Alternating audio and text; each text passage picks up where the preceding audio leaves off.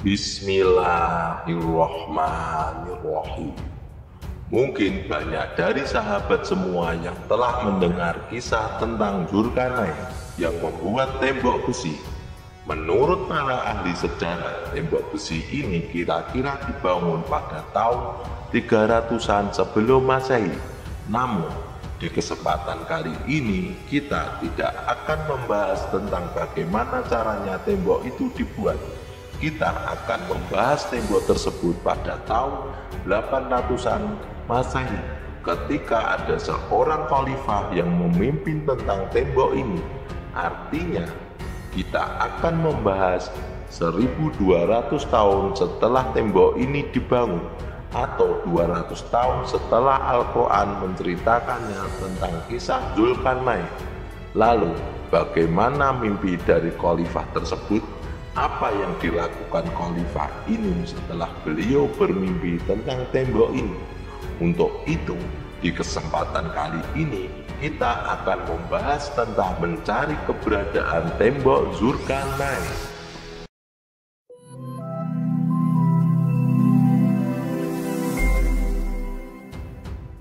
Assalamualaikum warahmatullahi wabarakatuh. Sahabat Superpedia yang dimuliakan Allah, semoga kita selalu dalam keadaan sehat walafiat, amin. Sebelum kita masuk ke dalam inti pembahasan mengenai mimpi sang khalifah tentang tembok Dzulkarnain, berikut ini adalah sejarah singkat tentang alasan mengapa tembok Dzulkarnain ini dibangun. Ya'juj dan Ma'juj merupakan dua suku terkuat dan terkejam sepanjang sejarah. Tak ada satupun kaum yang pernah mengalahkan kedua suku ini. Mereka sangat senang membuat kerusakan dan kerap kali membunuh orang. Hingga pada suatu hari, datanglah Raja Dzulkarnain dan pasukannya ke tempat tersebut. Dengan dibantu masyarakat sekitar, Dzulkarnain membuat tembok di antara dua gunung. Tembok besar ini terbuat dari campuran besi dan tembaga yang dipanaskan. Fungsinya adalah agar Ya'juj dan Ma'juj terkurung dan tidak bisa keluar dari balik tembok ini. Setelah tembok ini selesai dibangun dan suku-suku di antaranya merasa aman dari serangan Ya'juj dan Ma'juj, di kemudian hari, Raja Dzulkarnain berkata, "Dinding-dinding ini adalah rahmat dari Tuhanku. Maka apabila sudah datang janji dari Tuhanku, Dia akan menjadikannya hancur. Janji Tuhanku itu benar adanya, seperti yang disebutkan dalam Al-Quran surat Al-Kahfi ayat 98. Jadi sampai hari ini Ya'juj dan Ma'juj masih terkurung di balik tembok besi itu, dan mereka akan keluar untuk membuat kerusakan di seluruh dunia ketika masa-masa dunia diambang kiamat. Pada suatu hari, Nabi Muhammad SAW bangun dari tidurnya sambil bersabda, "La ilaha illallah." Celakalah orang-orang Arab karena suatu bencana akan terjadi, yaitu hari ini dinding Ya'juj dan Ma'juj telah terbuka sebesar ini. Abu Sofyan merawi hadis ini membuat lingkaran dari jari telunjuk dan ibu jari. Sahih Muslim nomor 5128. Artinya sejak 1200 tahun tembok itu dibangun, telah ada lubang di sana. Setiap harinya di dalam tembok itu, Ya'juj dan Ma'juj selalu berusaha melobangi tembok penghalang tersebut hingga mereka hampir melihat cahaya matahari. Kemudian salah seorang dari mereka berkata, "Pulanglah, besok kita lanjutkan lagi melubangi tembok ini." Keesokan harinya mereka kembali ke tembok itu dengan maksud untuk melanjutkan melubanginya. Namun Allah menutup lagi lubang di dinding itu yang sebelumnya telah berlubang. Ini akan terjadi setiap hari terus-menerus hingga dunia berada di masa kiamat. Salah seorang di antara mereka berkata, "Pulanglah, insya Allah besok kita akan lanjutkan lagi melubangi tembok ini." Ketika mereka mengucapkan insya Allah, Keesokan harinya tembok itu tetap berlubang dan tidak kembali seperti semula, seperti hari-hari sebelumnya. Kemudian mereka melanjutkan melubangi hingga berhasil keluar dari dalam tembok besi itu dan membuat kerusakan luar biasa di seluruh dunia. Kisah ini tertulis dalam manuskrip Arab kuno, catatan dari Ibnu Burdasbi, seorang ilmuwan dan geografer terkenal akan karyanya, yaitu Kitabul Musalik wal Mamalik.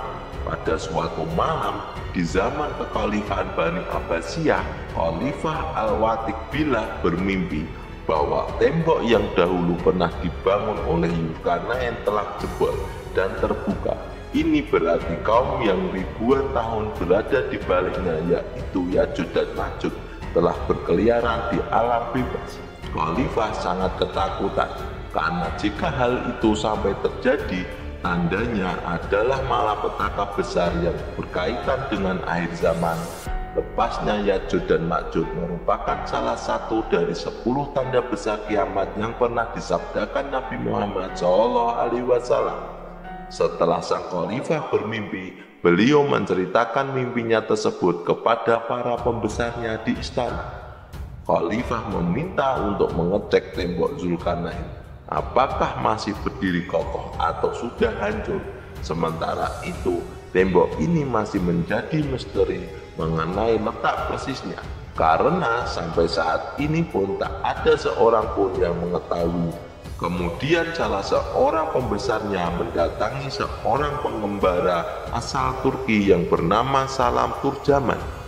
Khalifah Al-Watiq memerintahkan Salam Tarjuman untuk mencari dan memastikan bahwa tembok Zulkarnain masih aman dan belum jebol.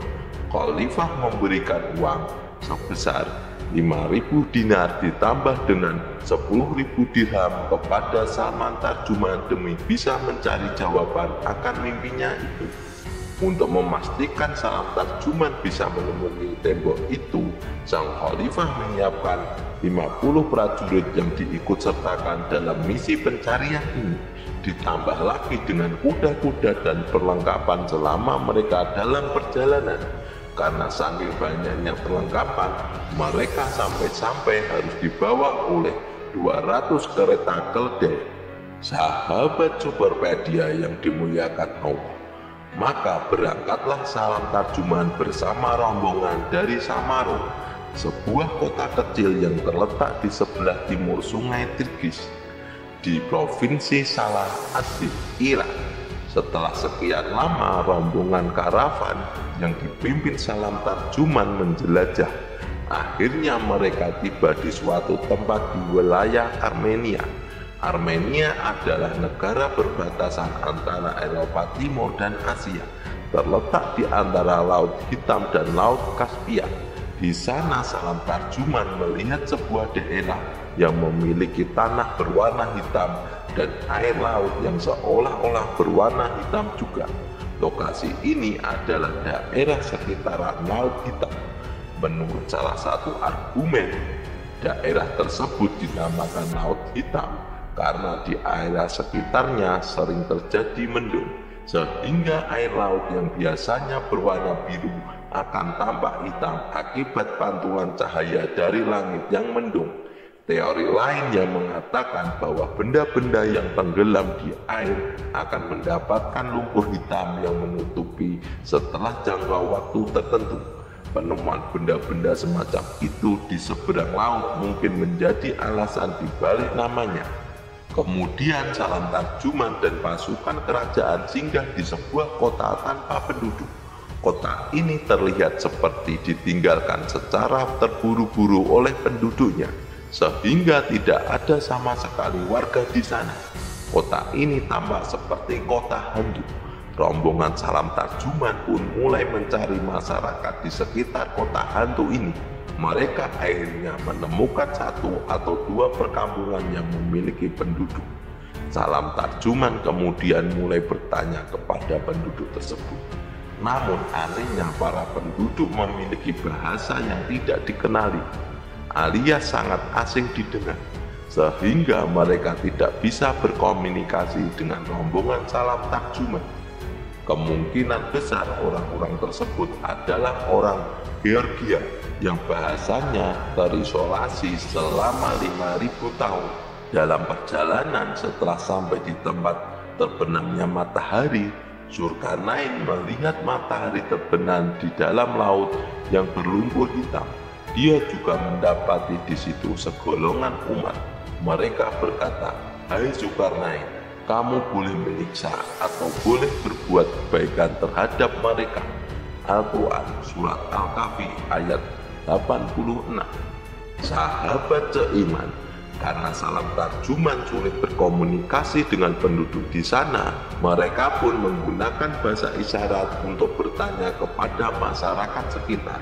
Apabila mereka mengetahui tentang dinding besi Zulkarnain, hingga ketika ia sampai di antara dua gunung, didapatinya di belakang kedua gunung tersebut suatu kaum yang hampir tidak memahami pembicaraan. Al-Quran Surat Al-Kahfi ayat 93. Akhirnya para penduduk di sana membawa salam tarjuman dan rombongan pergi ke suatu tempat. Warga sekitar menunjukkan bahwa di situ memang ada sebuah gerbang atau dinding yang terbuat dari besi dan tembaga. Daerah ini jika di peta dunia disebut dengan Ngarai Daria. Lokasinya berada di dekat sungai Terek, Georgia. Ngarai sendiri diartikan sebagai sebuah lembah yang memiliki sisi-sisi dinding pegunungan yang terjal. Untuk menuju ke lorong lembah tersebut, hanya ada satu jalan yang mengarah ke sana.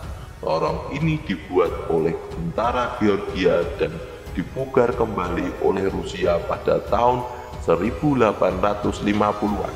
Sejak dahulu, lorong Daria dikenal untuk tujuan menjelajah. Lorong ini juga dikenal dengan sebutan gerbang Alan atau gerbang Kaukasia, dan ada pula yang menyebutnya gerbang Iberia.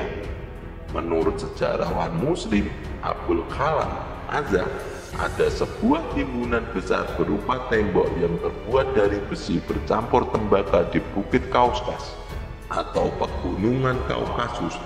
Bendungan berupa dinding ini terletak di kawasan yang cukup sempit antara dua bukit Daria.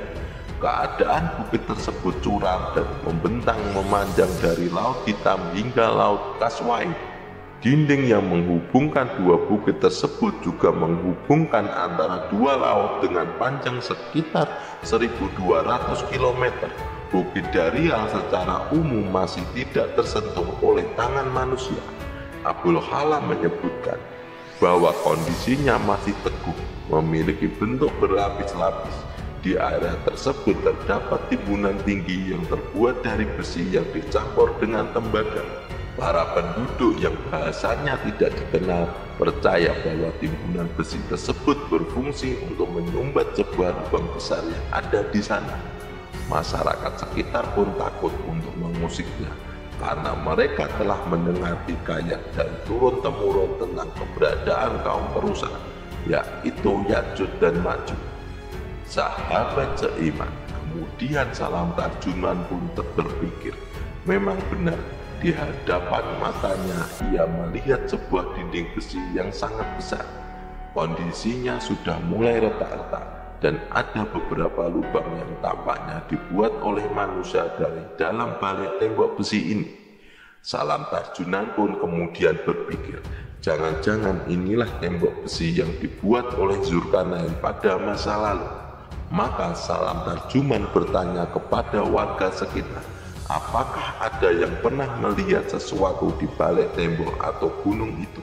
Orang-orang kampung ini berkata, ya, kami sering melihat, kadang-kadang kami melihat di puncak gunung ada orang-orang berlarian. Orang-orang yang dimaksud berukuran tubuh sangat kecil dan barbar.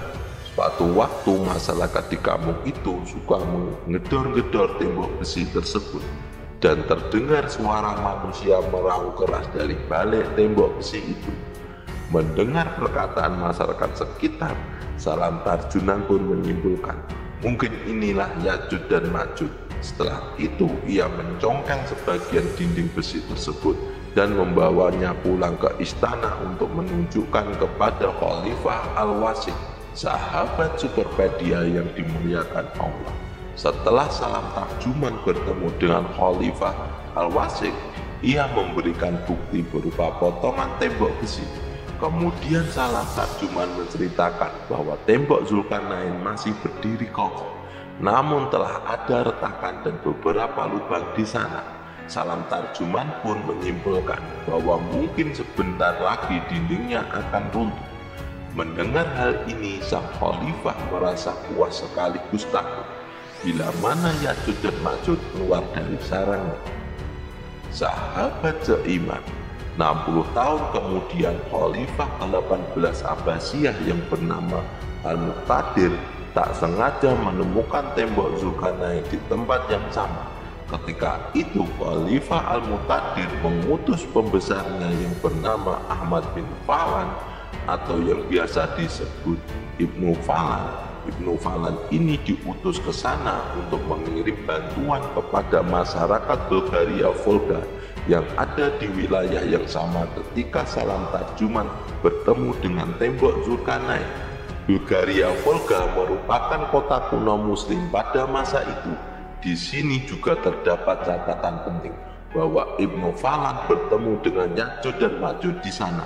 Namun anehnya Ibnu Falan melihat mereka berukuran besar, setinggi pohon kurma, yang artinya mereka adalah suku raksasa. Masyarakat sekitar menyebut mereka dengan nama Ya'juj dan Ma'juj.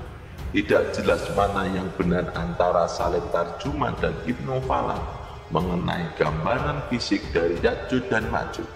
Namun dalam hadis Nabi Muhammad SAW bersabda, "Sesungguhnya kalian berkata tak ada musuh, sementara kalian juga senantiasa memerangi musuh hingga datang Ya'juj dan Ma'juj yang bermuka lebar, bermata sipit, dan berambut pirang. Mereka datang dari setiap arah, wajahnya serupa tameng-tameng yang telah dilapisi kulit." Hadis riwayat Ahmad. Sebenarnya sampai saat ini pun tembok ini masih menjadi misteri mengenai lokasi persisnya berada di mana. Bahkan ada yang bilang bahwa tembok Zulkarnain adalah tembok besar yang ada di Cina. Mungkin kita bisa membahas itu di lain kesempatan. Wallahu a'lam bishawab. Jadi itulah kisah tentang pencarian keberadaan tembok Zulkarnain. Semoga kisah ini bermanfaat. Lebih dan kurangnya mohon dimaafkan. Yang benar datangnya dari Allah Subhanahu wa Ta'ala, sedangkan kesalahan itu datangnya dari saya pribadi sebagai manusia biasa. Sampai ketemu di video selanjutnya. Saya akhiri. Wassalamualaikum warahmatullahi wabarakatuh.